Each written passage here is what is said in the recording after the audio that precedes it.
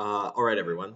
Now that we've calibrated the interferometer data, we're going to move on to the Timeshift tab. Now, the Timeshift tab and what used to be called the calc iterative script. So, if you're looking through the old scripts from 2024 to 2021, it'll be called something calc iterative, and that's what you're going to look for that. And it basically iteratively refines the time offset between the TSAD detectors and the camera and interferometer observations by guessing source altitude and then from that source altitude finding time delays, based on how long it'll take light to travel from that source to the observation site. And then it iterates over that until it finds something that all of our instruments can agree upon. So, the three things you need: the TSAD directory, the LMA file, which you should get from Bill Ryson. I just talked to Dr. Abbas about it, and the interferometer that's calibrated. And I'm going to make sure this is the calibrated one. Excuse me. You also need to put in the event time, so 025353. Hit sync from home. And, oh wait, sorry. No, sync T0 here. So you get your T0 time. If the sync T0 doesn't work, just copy and paste it. Calculation mode, if for some reason you don't have the interferometer data or it's having trouble calculating or you just need a way to get the time shift time without the interferometer, you hit the LMA mode.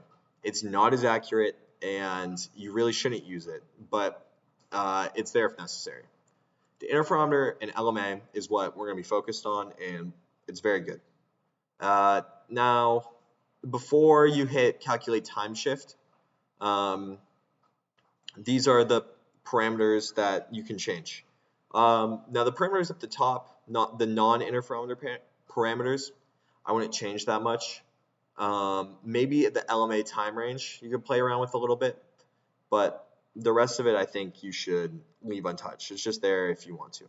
The interferometer parameters you need to change per event. So essentially like the time range of the interferometer data. So this is like 9.4 microseconds, but if we actually go here, like how long is this? Sorry, it's longer than that. So I don't know, that's the elevation min-max depending on how high your event is, the ASI min-max, so you want to make sure your event falls in between there. So I'm just going to go ahead and hit calculate time shift. And it pops up all this data. Now this is all documented on the wiki if you want to find out what each point means. But the main points that you're focused on is the DT time, which is your time shift, the Z, which is your elevation, the point of elevation, and your X1, which is the it's X1, which is your actual what do you call it? The distance from the detector site itself. And all these values look pretty good. I would say that DT is a little high, so maybe change this to like 500 or something, and just see if how that affects it, and if it lowers it a little bit.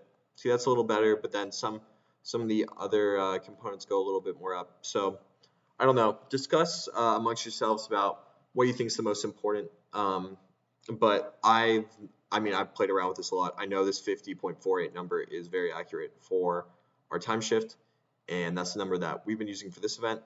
I would say, just discuss. I would read the paper that this is based on before you go ahead. And once you have these results, what you're going to do is you're going to copy this number, the DT, come back to your home plotter tab, and put it in here. And when I hit update plot down the bottom here, this is going to shift a little bit further back, or a little bit further forward, I forget. Maybe so slight we can't even see it. It does happen though. It's 50 microseconds, so even on this scale, it's relatively small.